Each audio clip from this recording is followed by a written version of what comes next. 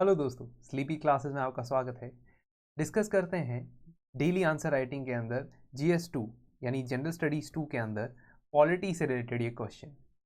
दोस्तों, पॉलिटी में centre state relations या फेडरलिज्म एक बहुत ही इंपॉर्टेंट टॉपिक रहता है और इस डिस्कशन के अंदर हम आज एक क्वेश्चन लेके आए हैं जिसके थ्रू हम थोड़े से इश्यूज देखेंगे कि सेंटर स्टेट रिलेशंस में क्या इश्यूज हैं। देखिए, बहुत ज़्यादा मुश्किल हो जाता है 250 या 150 वर्ड्स के अंदर बेस्ट पॉसिबल आंसर लिखना। नॉलेज कई बार हमें 250 से बहुत ज़्यादा होती है, कई बार 250 वर्ड से काफ़ी कम, और एप्ट अमाउंट ऑफ कंटेंट जो हमें लिखना चाहिए एक आंसर के अंदर बहुत ही मुश्किल होता है उसे जनरेट करना अगर आपकी प्रैक्टिस ना बनी हो। तो यही प्रैक्टिस करवाने के लिए हम ये सेशन आपके साथ लेके आते हैं। देखिए, सेंटर स्टेट रिलेशंस में क्वेश्चन क्या है। Do centre state relations in India suffer from a colonial legacy that needs to be shed to usher in a new era of federalism? Comment. देखिए, बड़ा ही सब्जेक्टिव क्वेश्चन मतलब कि आपको कोई specifics बहुत ज़्यादा नहीं दिए गए हैं। आपसे ये पूछा गया है कि भारत में जो सेंटर स्टेट रिलेशंस डेवलप हुए आज़ादी के बाद, क्या वो कॉलोनियल टाइम्स के इन्फ्लुएंस के अंडर डेवलप हुए? क्या उनमें कोई ब्रिटिश रूल की लेगेसी देखने को मिलती है, परछाई देखने को मिलती है? जिसका जवाब है हाँ, ऐसा है। और ऐसा इसलिए है क्योंकि जब हमने अपना संविधान बनाया तो उसमें काफ़ी सारे पार्ट्स जो थे वो ब्रिटिश पार्लियामेंट्री सिस्टम से उठाए, काफ़ी सारे पार्ट जो थे गवर्नमेंट ऑफ इंडिया एक्ट 1935 से बोरो किए। तो इस बात में तो कोई दो राय नहीं है कि हमने कॉलोनियल लेगेसी के under centre state relations establish किए हैं। लेकिन क्या हम सफ़र कर रहे हैं उससे? क्या हम सिर्फ उससे सफ़र कर रहे हैं? इस बात पे कमेंट करने के लिए आपको कहा है, तो इसका मतलब आप दो पक्ष लेंगे। आप ये भी बताएंगे कि सेंटर स्टेट रिलेशंस इवॉल्व भी हुए हैं। There has been an evolution in the centre state relations as well. It is not only the colonial hangover that works upon us. सिर्फ कॉलोनियल हैंगओवर हमारे ऊपर काम नहीं करता है। और क्वेश्चन की स्टेटमेंट भी आपको कोई डेफिनेटिव जजमेंट बना के तो नहीं देती, आपसे पूछ रही है कि क्या ऐसा है, और अगर ऐसा है तो न्यू एरा ऑफ फेडरलिज्म के अंदर जाने के लिए क्या हमें इसे हटाना चाहिए? ठीक है, सो this we need to discuss that. First part of the answer will deal with that, do we have a colonial legacy? We'll say yes, and it is posing some challenges to colonialism. But apart from that, there have been progress in center state relations that we'll also highlight. And eventually हम way forward में conclude करते वक्त थोड़ी बहुत चीज़ें बताएंगे कि हमें क्या क्या चीज़ें करनी चाहिए। अगर मान लीजिए आपसे एक्सप्लिसिटली सजेशंस यहाँ पे पूछे होते तो आप क्या करते? आप पहले में प्रॉब्लम और दूसरे में सजेशंस बता देते कि इनको ठीक करने के लिए क्या क्या सजेशंस देने चाहिए, ठीक है, या क्या क्या सजेशंस आप दोगे। लेकिन आपसे यहाँ पे सजेशन नहीं मांगे, तो आप जो हो रहा है या हो रखा है सेंटर स्टेट रिलेशन पे, उस पर कमेंट करें, उस पर टिप्पणी करें तो बेहतर है। दैट इज़ वाई इस आंसर के अंदर हमने अप्रोच कुछ इस तरीके की रखी है कि पहले में तो हम बता देंगे कि part 11 of the constitution deals with centre state relations, जिसमें 3 टाइप के लेजिस्लेटिव, एडमिनिस्ट्रेटिव और फाइनेंशियल रिलेशंस डिस्क्राइब किए गए हैं। हम अगली लाइन, मैक्सिमम 2 लाइन के अंदर इंट्रोडक्शन लिखना है, 2 लाइन से ऊपर जाना ही नहीं है। तो our federation has been an asymmetrical one which has evolved over the years but from the shadows of a colonial legacy. तो आप ये बात एक्सेप्ट कर रहे हो दूसरी लाइन ऑफ इंट्रोडक्शन के अंदर कि कॉलोनियल लेगेसी रही है, लेकिन ये कुछ समय से, कुछ सालों से इवॉल्व भी हुई है। तो पहले हम ये डिस्कस करेंगे कि कॉलोनियल लेगेसी यानी कि ब्रिटिश रूल के क्या क्या रेमिनेंट्स हमें अपने सेंटर स्टेट रिलेशंस में दिखते हैं और वो किस तरीके से एक चैलेंज की तरह पोज हो रहे हैं हमारे सामने। सबसे पहले हम बताएंगे कि government of India act of 1935, जिसमें से बहुत ज़्यादा बोरोइंग की गई है हमारे संविधान में, उसमें सिस्टम ऑफ गवर्नमेंट की काफ़ी सारी चीज़ें हम उसकी झलक नज़र आती है। फॉर एग्जाम्पल, जो 3 फोल्ड डिस्ट्रीब्यूशन ऑफ सब्जेक्ट्स है 7 शेड्यूल के अंदर हमारे संविधान के आर्टिकल 246 के तहत, उसमें हमें यह नज़र आता है कि जो 3 लिस्ट होती थी गवर्नमेंट ऑफ इंडिया एक्ट के अंदर, federal list, provincial list and concurrent list, वैसे ही कुछ 3 लिस्ट यहाँ पे भी देखने को मिलती। चैलेंज इसका क्या है? चैलेंज इसका ये है कि क्योंकि ब्रिटिश सरकार के टाइम पे हमने देखा था बहुत सारे सब्जेक्ट फेडरल लिस्ट में हुआ करते थे, उसी तरह यूनियन लिस्ट में भी 97 सब्जेक्ट्स हैं, जो कि स्टेट लिस्ट से कहीं ज़्यादा है। तो एक तो पहले से ही कई सारे सब्जेक्ट जो हैं वो यूनियन लिस्ट में हैं। दूसरा, जब भी सेंटर स्टेट रिलेशंस के ऊपर और लेजिस्लेटिव पावर के ऊपर कन्फ्लिक्ट देखने को मिला है, कई बार जुडिशरी ने ऐसा किया है, हर बार नहीं, कई बार जुडिशरी ने ऐसा किया है कि उन्होंने डॉक्ट्राइन ऑफ फेडरल सुप्रीमेसी लगाई है। डॉक्ट्राइन ऑफ फेडरल सुप्रीमेसी के तहत, if there is a clash between the law making power of the centre and states, the rules और laws made by the centre prevail. क्योंकि हमने हमेशा से unitary बायस रखने की कोशिश की है अपने संविधान के अंदर भी, जो कि नेक्स्ट पॉइंट में मैं कवर करूंगा। तो कहने का मतलब हम फेडरलिज्म को चैलेंज कर रहे हैं। फेडरलिज्म का मतलब है, federalism is basically the distribution of powers, the division of powers between centre and state. एक परफेक्ट फेडरलिज्म वो होगा जहां पे स्टेट्स के पास ऑलमोस्ट इक्वल पावर होगी सेंटर जितनी। लेकिन हम nowhere near perfect federalism है, और ना ही हमारे संविधान बनाने वाले लोग इसे एक परफेक्ट फेडरलिज्म बनाना चाहते थे। सेकेंड पॉइंट पे आते हैं, सेंट्रल सुप्रीमेसी या यूनिटरी बायस जो हमारे संविधान में देखा गया है, उसकी एग्जाम्पल है कि India has been described as an indestructible union of destructible states as per article 1 to 4। तो हम एक, हमारी यूनियन के अंदर तो कभी भी किसी तरह की सेसेशन, किसी तरह की सॉवरेंटी की डिमांड्स को एक्सेप्ट नहीं किया जाएगा, लेकिन स्टेट्स के साथ जो भी आप करना चाहे पार्लियामेंट के लॉ के थ्रू कर सकते हैं। मर्ज करना चाहते हैं, तोड़ना चाहते हैं, दो स्टेट्स के नाम चेंज करना चाहते हैं, और इसमें स्टेट्स की रीऑर्गेनाइजेशन के दौरान स्टेट्स की कंसेंट नहीं ली जाती। ये एक कॉलोनियल लेगेसी है। तीसरा, गवर्नर की पोस्ट। गवर्नर की पोस्ट बहुत ही कंट्रोवर्शियल पोस्ट रही है। सेंटर स्टेट रिलेशंस के अंदर ये बहुत बड़ा इरिटेंट रहा है। गवर्नर की पोजीशन और रोल्स जो हैं वो inspired by governor of province आप कह सकते हो। जैसे एक टाइम पे वाइसरॉय होता था, गवर्नर जनरल जिसके पहले कहा जाता था, फिर वाइसरॉय नाम हो गया 1858 के बाद, वैसे ही प्रोविंसेस के गवर्नर हुआ करते थे। गवर्नर किसी भी तरीके से इलेक्टेड नहीं होते थे, उनको नॉमिनेट किया जाता था by the directly from the British Empire. खासतौर पे जब से ऑटोनॉमी देनी शुरू कर दी थी प्रोविंसेस को, तो गवर्नर की अपॉइंटमेंट में गवर्नर जनरल भी कुछ नहीं करते थे, सीधा ब्रिटिश एम्पायर से, ब्रिटिश पार्लियामेंट से आके उनका नाम जो है सजेस्ट होके आता था, और ये एक अपॉइंटेड इंडिविजुअल होता था और इसके पास ढेर सारी एग्जीक्यूटिव पावर होती थी। खैर, आज के भारत में गवर्नर के पास उस तरीके की एग्जीक्यूटिव पावर्स नहीं है जितनी प्रोविंशियल गवर्नर के पास होती थी, लेकिन फिर भी उसके पास कुछ ऐसी पावर्स है जिसके थ्रू सेंट्रल गवर्नमेंट स्टेट्स को कंट्रोल कर सकती है। फॉर एग्जाम्पल, सबसे पहले तो अगर गवर्नर की अपॉइंटमेंट की ही बात करें तो गवर्नर की अपॉइंटमेंट डेमोक्रेटिकली इलेक्शन से नहीं होती, ना ही स्टेट गवर्नमेंट की कंसल्टेशन के बाद होती है। यानी कि आपने कौन से स्टेट में किस गवर्नर को नियुक्त करना है, अपॉइंट करना है, और किसको रिमूव करना है, कितनी देर बाद रिमूव करना है, कब ट्रांसफर करना है, ये सारी चीजें सेंट्रल गवर्नमेंट के द्वारा प्रेसिडेंट के थ्रू की जाती है। उसी तरह गवर्नर के पास कुछ और पावर्स भी हैं, जैसे आर्टिकल 201 के अंदर वो कई सारे बिल्स जो हैं प्रेसिडेंशियल असेंट के लिए रिजर्व कर सकता है। तो विधानसभा यानी कि legislative assembly of the state के द्वारा पास किए गए कई सारे बिल प्रेसिडेंट के लिए रिजर्व किए जा सकते हैं, और गवर्नर इस लेजिस्लेटिव मैटर जो स्टेट की रेल्म के अंदर आता है, स्टेट की डोमेन के अंदर आता है, उसे वो प्रेसिडेंट के पास ले जाता है। और तो और आर्टिकल 356 बहुत ही इंपॉर्टेंट आर्टिकल है, जिससे डिस्क्रिशनरी पावर्स दी जाती है गवर्नर्स को, ताकि वो स्टेट इमरजेंसी डिक्लेयर करवाने के लिए प्रेसिडेंट को रिकमेंडेशन दे सके, अपनी रिपोर्ट लिखे और ये कहे कि भाई साहब आपकी जो सरकार है, स्टेट गवर्नमेंट है, वो कॉन्स्टिट्यूशन के हिसाब से नहीं चल रही। तो इसका मतलब गवर्नर की पोजीशन कुछ ऐसी है जिसको हम एजेंट ऑफ द सेंटर कई बार घोषित करते हुए देखते हैं स्टेट गवर्नमेंट्स के द्वारा। Another irritant which is of a post pre colonial era, यानी कॉलोनियल एरा। फिर ऑल इंडिया सर्विसेज, ये ऑल इंडिया सर्विसेज भी कॉलोनियल एरा के दौरान डेवलप हुई थी। आईएएस और आईपीएस तो ऑलरेडी जो हमारी इंडियन पुलिस और इंडियन सिविल सर्विसेज आईसीएस चलती थी उसी का एक्सटेंशन है, और 1966 में आईएफओएस एक ऑल इंडिया सर्विस बनाई गई। अब ये ऑल इंडिया सर्विस में दिक्कत क्या रहती है लोगों को, यानी कि स्टेट गवर्नमेंट को, इनकी अपॉइंटमेंट और नियुक्ति तो सेंट्रल गवर्नमेंट करती है, लेकिन इन्हें काम करना होता है स्टेट गवर्नमेंट के पास, साथ साथ में सेंटर के पास डेप्यूटेशन पे जाना होता है।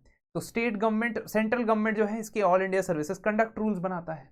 तो कहने का मतलब है कि एम्बिग्विटी है कि एक्चुअल कंट्रोल किसके ऊपर है, और साथ साथ ये एम्बिग्विटी कई बार प्रैक्टिकल पर्पसेस में भी देखी जाती है। फॉर एग्जाम्पल 2021 में वेस्ट बंगाल की चीफ सेक्रेटरी को जब सेंट्रल डेपुटेशन के लिए बुलाया गया तो स्टेट गवर्नमेंट ने उन्हें भेजने से इनकार कर दिया, मना कर दिया। ये कन्फ्रंटेशन सेंट्रल स्टेट्स के बीच में होती है क्योंकि कई रूल्स को लेके एम्बिग्विटी हमें देखने को मिलती है। अब देख रहे हैं हम काफी कम वर्ड्स में, यहाँ काफी कम वर्ड्स में काफी इश्यूज टच कर रहे हैं। यही आंसर लिखने की खासियत है कि आपको आता शायद इससे भी ज्यादा होगा। You may know more things than this and you are very welcome to write them in the comment section. लेकिन हमने आंसर के अंदर अगर इसी को ढालना है तो हमें कम से कम शब्दों में ज्यादा से ज्यादा इंफॉर्मेशन प्रोवाइड करनी होगी। इमरजेंसी प्रोविजंस एक और ऐसा प्रोविजन है जो बात करता है कि किस तरीके से हमें कॉलोनियल एरा के टाइम पे देखा गया था। तो कॉलोनियल एरा में emergency provisions were inspired by defence of India act जो वर्ल्ड वॉर्स के टाइम पे ये कानून बनाते थे, लगाते थे भारत के अंदर, इवन राउलेट एक्ट, ये कुछ तरीके से इमरजेंसी प्रोविजंस की तरह ही है। इमरजेंसी प्रोविजंस में भी फंडामेंटल राइट्स सस्पेंड हो जाते हैं आर्टिकल 358 359 के अंडर। तो वही चीज हम कह रहे हैं कि कॉलोनियल लेगेसी तो है, स्टेट पावर्स के ऊपर इंक्रोचमेंट भी कर देता है सेंटर कई बार जब नेशनल इमरजेंसी या प्रेसिडेंशियल रूल स्टेट इमरजेंसी लगी होती। फिर हमने सेंट्रल एजेंसीज की भी बात कर सकते हैं, और आजकल क्योंकि ये बहुत ज्यादा हॉट टॉपिक है न्यूज के अंदर, तो ये करंट से आप रिलेट कर सकते हो। सेंट्रल एजेंसीज जैसे IB, CBI, central bureau of investigation. CBI खुद से तो बना नहीं था 1963 से पहले, लेकिन Delhi special police powers act, police establishment act के तहत ही वो अपनी पावर्स लेता है, और वो Delhi special police establishment act तो 1946 का एक्ट है। And also there used to be certain state police working, जैसे सीआईडी, उस वक्त स्टेट सीआईडी होती थी, प्रोविंस की सीआईडी होती थी, और वो भी कुछ इस तरीके से काम करती थी जहां पे लोगों के बेसिक राइट्स के अगेंस्ट, लोगों के ऊपर सर्विलेंस करना, लोगों की जो राइट टू फ्रीडम है उसको कई बार वायलेट किया जाता था। अब हम ये नहीं कह सकते कि अभी की एजेंसीज बिल्कुल वैसे ही काम करती हैं, लेकिन कुछ ना कुछ उनमें कॉलोनियल लेगेसी देखने को मिलती है।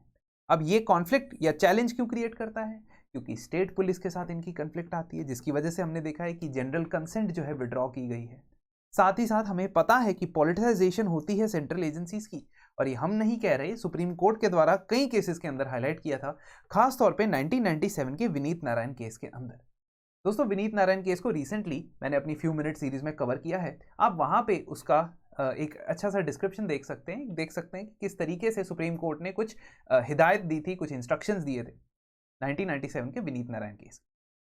लेकिन जब हमने कॉलोनियल लेगेसी को बता दिया कि कॉलोनी या ब्रिटिश इंडिया से काफ़ी चीज़ें हमने सेंटर स्टेट रिलेशंस के अंदर लाई हैं, तो हम नई डेवलपमेंट्स को नहीं भूलना चाहिए।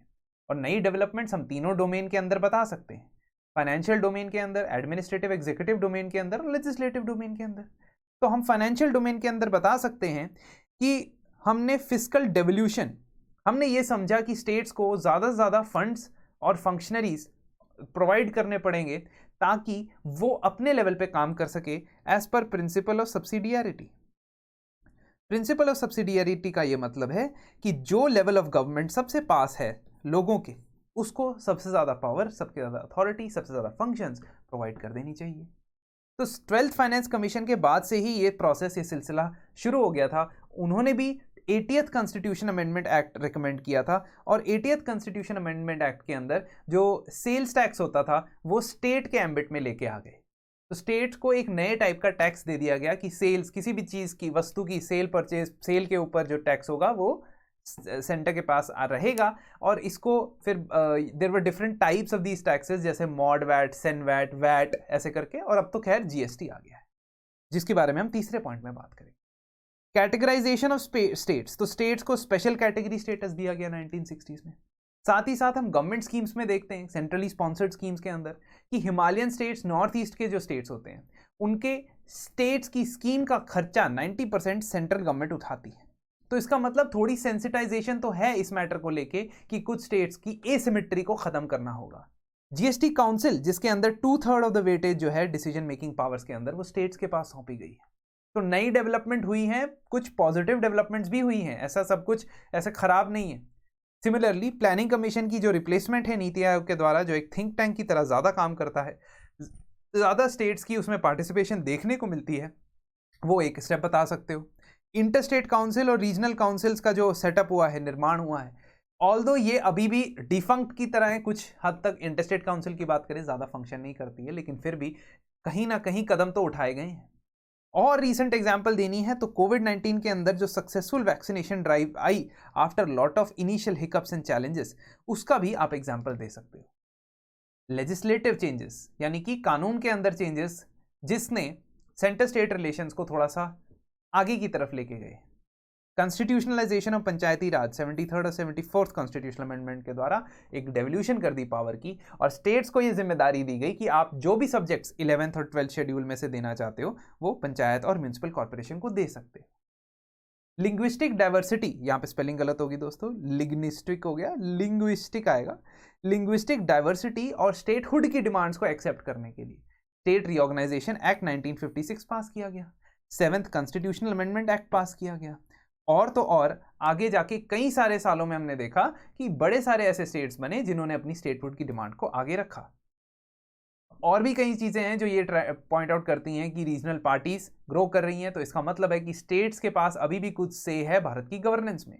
लेकिन हमारे पास शब्द लिमिटेड होते हैं, गिने चुने होते हैं। आपके पास और भी पॉइंट्स हो सकते हैं and I am totally agreeing with you कि होंगे भी, तो आप उन पॉइंट्स को हमारे साथ शेयर कर सकते हैं यहाँ पे अपने सहपाठियों के साथ, और जो आपके साथ प्रिपेयर कर रहे हैं उनके साथ शेयर कर सकते हैं, ताकि उनसे आप कुछ सीखें और वो आपसे। फाइनली हम ये कह सकते हैं कंक्लूजन में कि आगे जाते वक्त कुछ ना कुछ कॉलोनियल लेगेसी तो है, पर कंप्लीटली हमें ये नहीं करना चाहिए कि कंप्लीट ओवरऑल की जरूरत है। हम ये रिफॉर्म्स ऑलरेडी इसके ऊपर कमीशंस बैठ चुके हैं, चाहे वो पंछी कमीशन हो चाहे सरकारिया कमीशन हो। तो वो बात करते हैं 7th शेड्यूल की रीऑर्गेनाइजेशन की, कि आप ऐसा कर सकते हैं, जैसे पंछी कमीशन ने कहा था कि आप ऐसा कर सकते हैं कि जो सब्जेक्ट्स कंकरेंट लिस्ट में हैं उसके ऊपर जब आप कानून बनाते हैं तो हमेशा स्टेट्स को कंसल्ट करने के बाद ही कानून बनाएं, ठीक है। और रेजिडुअल पावर्स, ऐसा सरकारी कमीशन ने कहा था कि रेजिडुअल पावर जो है वो आप पार्लियामेंट के पास ना रखते हुए स्टेट्स को दे दें। तो ऐसे कुछ स्टेप्स हो सकता है उठाए जा सकते हैं। गवर्नर के रोल को थोड़ा रैशनलाइज किया जा सकता है, उनको थोड़ी सिक्योरिटी ऑफ टेन्योर प्रोवाइड की जा सकती है। साथ ही साथ अगर हम यही चीज इंक्लूड करते हैं काफी सारी रिकमेंडेशंस को, जो हम रिकमेंडेशंस यहां आंसर में नहीं लिख सकते टू बी ऑनेस्ट, क्योंकि हमारे पास 250 वर्ड है ना, तो हम क्या कहेंगे कि अगर हम कोलैबोरेटिव और कोऑपरेटिव फेडरलिज्म को फॉलो करें तो हम अमृत काल वाला जो phase as per the prime minister as per the government start हो गया 25 साल का, जिसमें 2047 तक हमें 100 ईयर्स हो जाएंगे, और जिसमें हम ये एम कर रहे हैं कि हम डेवलप्ड कंट्री बने, इंफ्रास्ट्रक्चर ऐसा क्रिएट हो, मार्केट्स ऐसी क्रिएट हो, एग्रीकल्चर ग्रो करे। इसके लिए तो ये सारे सब्जेक्ट्स के ऊपर हमें फेडरलिज्म, कोऑपरेटिव चाहिए, कोलैबोरेटिव चाहिए। स्टेट और सेंटर एंटागनिस्टिक नहीं हो सकते। दोस्तों, ये डिस्कशन से आपका ये वाला पार्ट जो है काफ़ी क्लियर हो जाएगा। अगर आप चाहते हैं कि आपके आंसर्स को इवेल्युएट किया जाए और आपको to the point 1-to-1 interaction के थ्रू डिस्कशन करके बताया जाए कि आपके आंसर्स में क्या क्या चीज़ें कमी हैं, क्या चीज़ें आप उसमें इंप्रूव करना चाहते हो, तो आप मेरे 48 days mains answer writing program को ज्वाइन कर सकते हो, जिसका लिंक मैं यहाँ डिस्क्रिप्शन में अटैच कर रहा हूँ।